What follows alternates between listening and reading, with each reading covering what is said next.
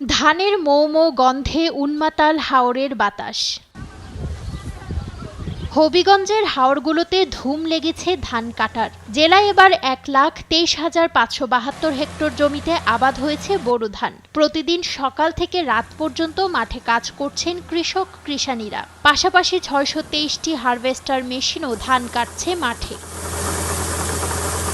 আবাদের শুরুর দিকে খরার প্রভাবে ভালোভাবে সেচ দিতে না পারায় ফলন নিয়ে শঙ্কা ছিল কৃষকদের। তবে পর্যাপ্ত সেচ ছাড়াও এবছর ভালো ফলন হওয়ায় খুশি কৃষকরা। ধানের দরটা একটু বাড়লে আপনার লাভ হইব। যে পরিমাণ গৃহস্থিত খরচ হয়েছে এরকম রেট যদি থাকে তাহলে গৃহস্থ মারা। মেশিনটা যদি ভালো হইতো বা মেশিন যদি আরো বেশি মেশিন হইতো তাইলে ধান কৃষকরা ধান এই দুর্যোগের আগে তুলতে পারতো। কারণ মেশিন কম বিদায় শ্রমিকেরও সংকট।